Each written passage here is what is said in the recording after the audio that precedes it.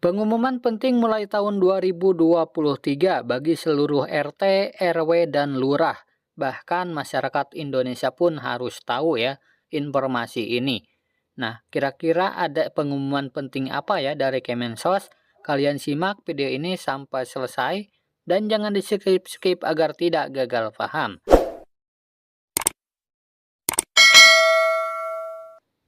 Nah, oke teman-teman, sebelum pada berita pentingnya di sini saya akan memberikan kabar gembira terlebih dahulu ya.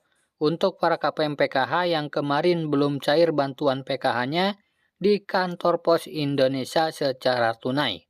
Kalian simak ya informasi ini. Nah, oke teman-teman, kita langsung saja pada berita kabar gembira yang pertama. Perlu diketahui bahwa bantuan sosial PKH maupun BPNT ini resmi akan dilanjutkan ya di tahun 2023 mendatang. Nah, jadi untuk PKH dan BPNT itu di tahun 2023 akan tetap masih ada ya teman-teman. Nah, sedangkan untuk penerimanya itu sendiri akan selalu diverifikasi ya setiap bulannya oleh pihak pemerintah daerah lewat operator 6NG. Nah, jadi setiap bulan akan ada verifikasi ketidaklayakan ya teman-teman. Jadi tidak menjamin akan cair selamanya. Nah, bisa saja tahap pertama nanti bisa cair, tahap kedua belum tentu bisa cair ya. Karena datanya setiap bulan diupdate.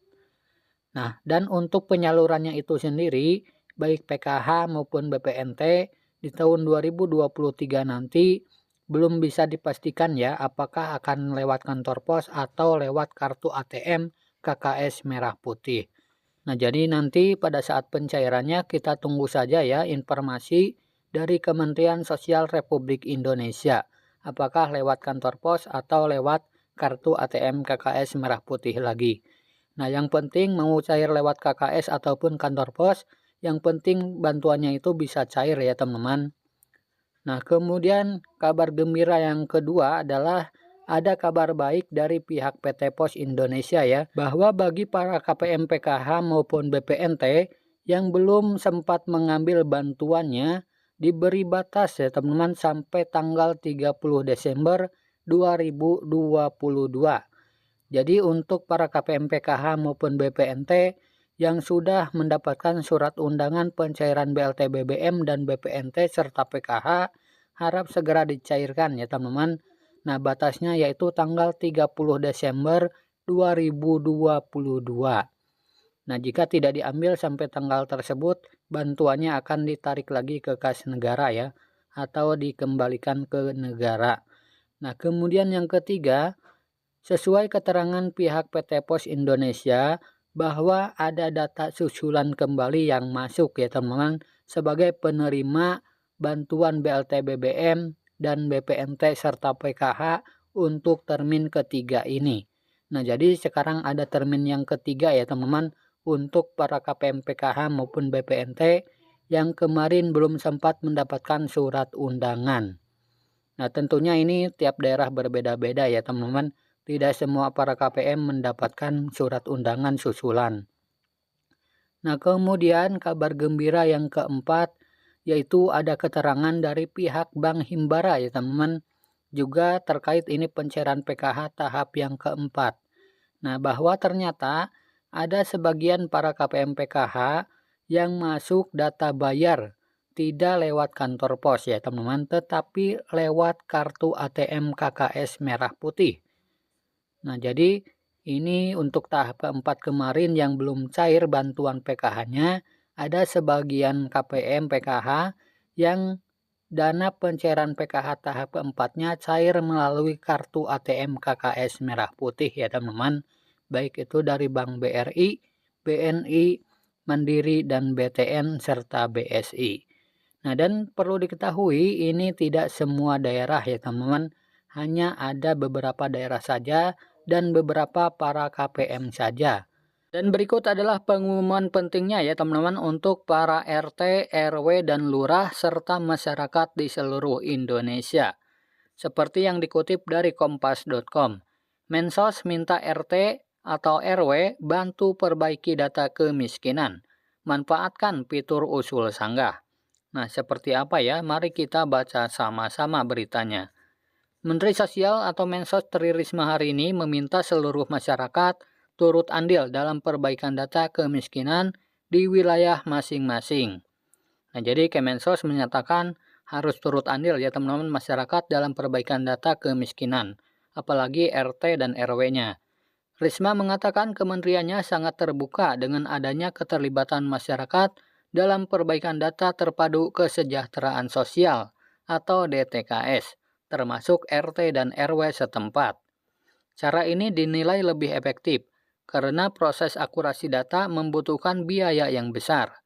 Bayangkan untuk perbaikan data harus dialokasikan anggaran sangat besar, sementara di daerah ada perangkat pemerintah, mulai dari RT, RW, desa, kelurahan, dan seterusnya. Menurut saya lebih baik kita gerakan energi dari bawah ini, kata Ibu Risma.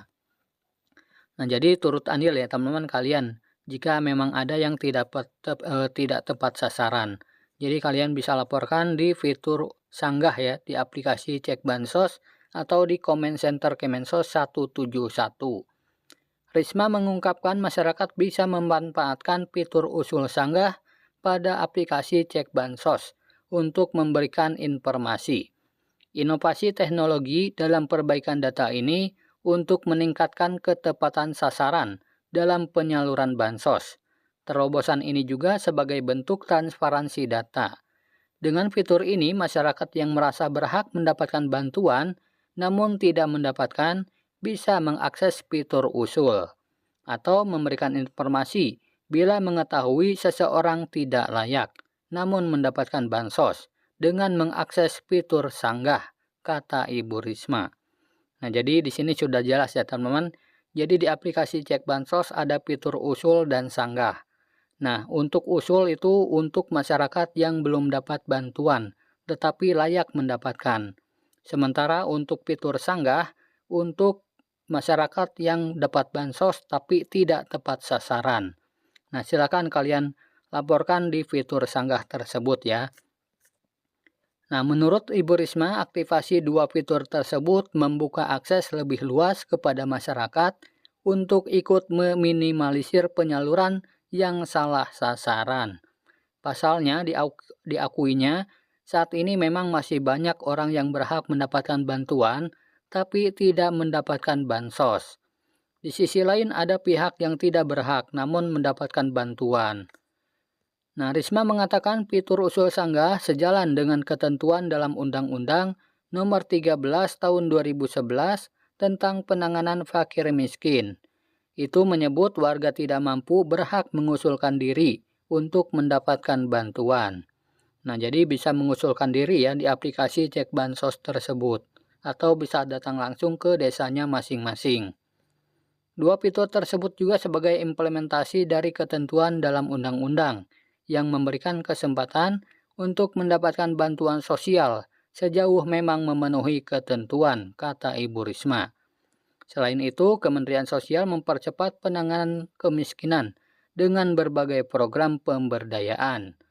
Nah, kini penerima bantuan di bawah 40 tahun akan menjadi sasaran program pemberdayaan. Nah, jadi di sini sudah dijelaskan juga untuk KPM yang berusia 40 tahun ke bawah akan dialihkan ke program pemberdayaan. Untuk penerima manfaat di bawah 40 tahun akan dialihkan ke program pemberdayaan. Kenapa? Karena kita menganggap masih kuat dan mampu ya untuk bekerja, ujar Ibu Risma. Nah, jadi sudah jelas ya teman-teman. Silakan jika ada yang tidak tepat sasaran laporkan saja di aplikasi Cek Bansos bagian fitur sanggah. Tidak perlu mengkomentar di media sosial ya teman-teman karena percuma tidak ada yang merespon. Nah, maka dari itu jika ada yang tidak tepat sasaran sekali lagi silakan laporkan saja di fitur sanggah ya teman-teman di aplikasi Cek Bansos. Nah, semoga video ini bermanfaat. Sampai jumpa di video selanjutnya. Wassalamualaikum warahmatullahi wabarakatuh.